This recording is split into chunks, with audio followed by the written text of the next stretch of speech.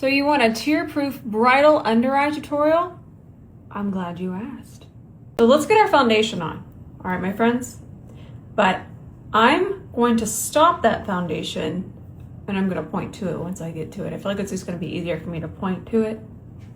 All right, melty, melty. I'm going to stop it right here.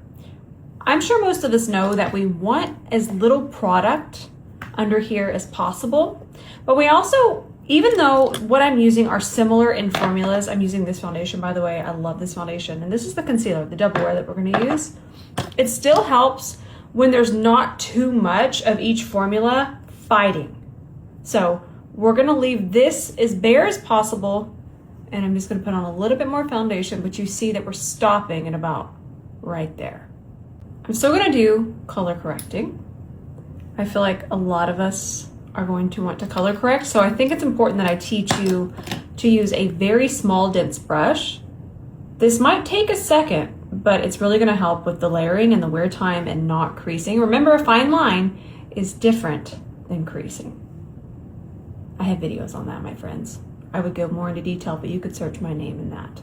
So C31, it's a very dense brush. It's also going to keep that corrector very, very focused. And it's important that we're really pushing that into those beautiful fine lines. And then we're going to start to make the corrector and the foundation become friends, but not overlap too much. Now, instead of going in with the wand, and I know I'm fussy, but working makeup artists do this all the time. So we're going to apply this with a flat brush, and the reason why is because we're going to be able to control how much we're applying, but we're also getting it super flat across the skin. My friends, I cannot stress enough what a difference this makes. Even this first application, there you go. That makes such a difference on how it interacts with the tool you're going to use. Yes, I love the C32. It's delightful. It's exceptional. I mean, it's my brush. But no matter what tool you're wanting to use, if you can already set yourself up with super flat concealer, it's going to really even help your tool do a better job. I also love this concealer. I've used this concealer for a very long time now. Okay, we got a nice melty, melty. And then that can become friends. And also think about when a makeup artist does makeup, they have the client kind of look in different areas even as they're blending. So we would look up, look to the side for here. That's just a really fun tip that I noticed.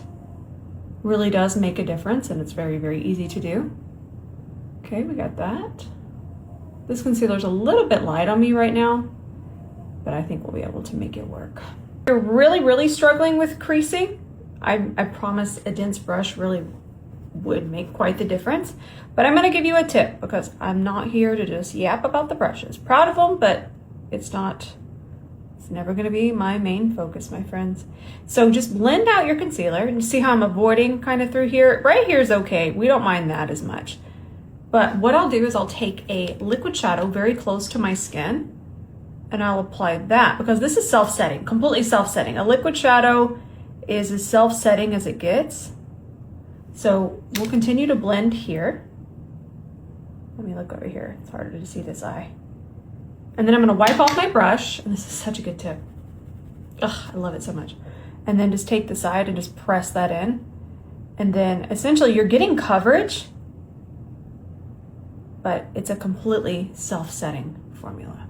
And I do want to give you one more tip. I still at this age, remember I'm almost 40 years old, I don't have issues taking concealer pretty high up, but I do want to kind of give you this tip. Let me get my concealer on this side and I'll explain more. Inglot Duraline, that's going to be our next step. Can I trust you with this?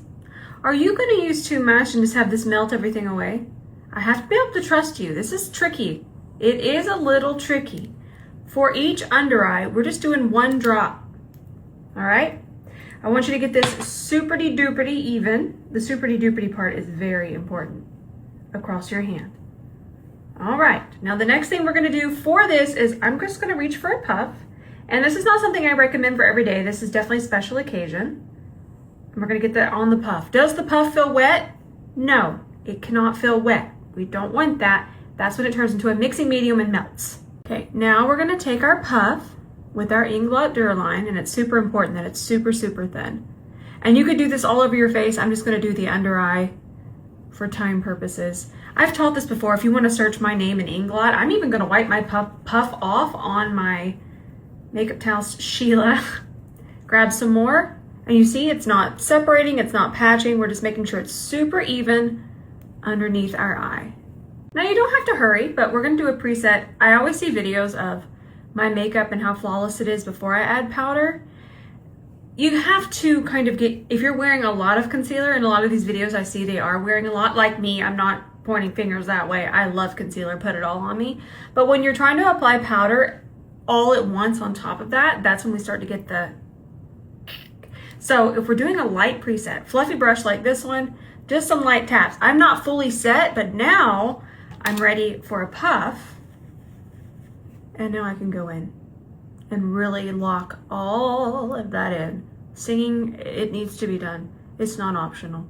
This might look like a lot of powder, but I do take my time and work this in. This is another step that is so important when it comes to super long wear bridal special occasion makeup.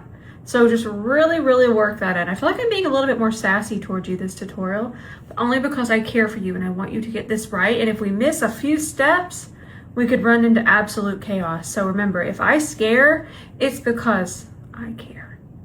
And one more tip before I show you the waterproofing. I've been taking Makeup Forever Artist Colored Pencil in Anywhere Caffeine, and I just kind of sweep it back and forth, and I feel like it just really softens the fine lines. Now you could go down as far or keep it really close to the lash line as you would like, but I just do really light motion. See how I'm holding it really far back? It's just gonna give us a softer, less pressure motion. And I find that it just looks really, really nice. I feel like this would be a really good bridal tip. So if you're one that does, if you're an artist that does a lot of bridal makeup, try this. Also, obviously if you're a working makeup artist, I'm sure you know about sanitation, but this has not touched my lips. It is only sanitized right now for my eyes. All right, my friends, I got my 𝗕𝗘𝗧𝗬𝗓. I'm trying to make this not touch my face, my eye. Just gonna let it run down. I could teach you how to dry them, huh? I should probably do that. I'm gonna cut, but you're gonna see the tears still not. Well, that got all over the mirror. It's still gonna be in the same area. Still in the same spot, cleaned off the mirror. I know y'all didn't buy tickets for Splashtown, but here we are. So I do have a fan. I feel like a fan is really, really helpful. I've had this one for so long, but already as it's drying, you can see it's not leaving the streak. I am pleased. It's pretty much dry. I haven't touched it. You can still see it a little bit here where we didn't put it. I'm just gonna take that powder puff. It's just whatever's left on there. It's dry of everything. And if that isn't tear-proof, dagnabbit, I don't know what is. Okay, love you, bye.